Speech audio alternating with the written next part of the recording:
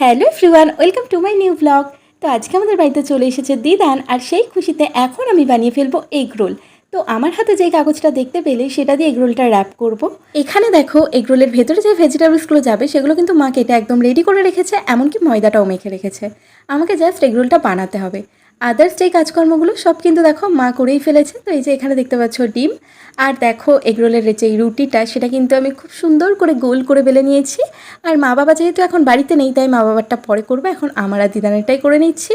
তো এই দেখো রুটিটা হালকা করে প্রথমে সেঁকে নিলাম, তারপর এই যে রুটিগুলো সেঁকা হয়ে গেল। রুটিগুলো সেঁকার পর এখন সবার ফার্স্টে আমি ডিমটা দিয়ে নেবো।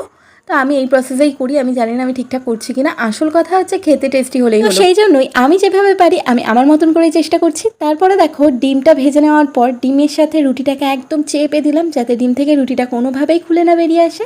এবার সবার ফার্স্টে একটু জলজিরা ছড়িয়ে নিলাম, তারপরে বিট লবণ, আর একে একে সব ভেজিটেবলসগুলো লাইন করে সুন্দর করে সাজিয়ে নিচ্ছি। তো লঙ্কাটাও দিয়ে দিয়েছি, বাদাম দিয়ে দিলাম, গাজর দিয়েছি, শসা, পেঁয়াজ সমস্ত কিছু দেওয়ার পর এখন সুন্দর করে একটু বেশি করে ভরে ভরে সস দিয়ে দিলাম। সসটা একটু বেশি দিলে ভালোই লাগে। তার উপর দিয়ে আবারও একটু বিট লবণ দিয়ে সুন্দর করে র্যাপ করে নিয়েছি। এই দেখো ফার্স্ট এগরোল একদম কিন্তু রেডি হয়ে গেছে। আর ভেতরে দেখতে পাচ্ছ সমস্ত কিছু স্টাফিং কিন্তু একদম ভরে ভরে দিয়েছি।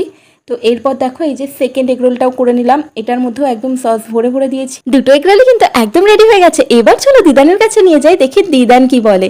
তো এখন আমি দিদানের কাছে নিয়ে যাচ্ছি আর দিদানকে টেস্ট করিয়ে বলবো যে কেমন হয়েছে বলো।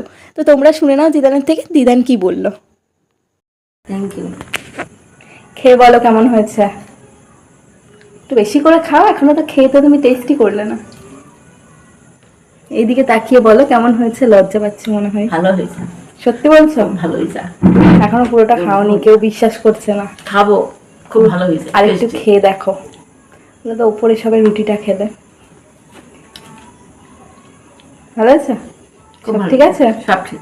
তো দিদানের থেকে তো রিভিউ পেয়েই গেলাম যে কেমন হয়েছে। তো চলো এবার আমি খেয়ে দেখি কেমন হয়েছে। আর খেতে কিন্তু সত্যিই ভীষণ টেস্টি হয়েছিল। নিজের রান্নার নিজেই কি সুন্দর সুনাম করছি, আহারে বেচারি আমি। তো তারপর দেখো দিদানের সাথে একটু ঢংচং করে আবার খেতে শুরু করে দিলাম। খেয়ে মুখটা দেখো পেচির মতন করে দিলাম।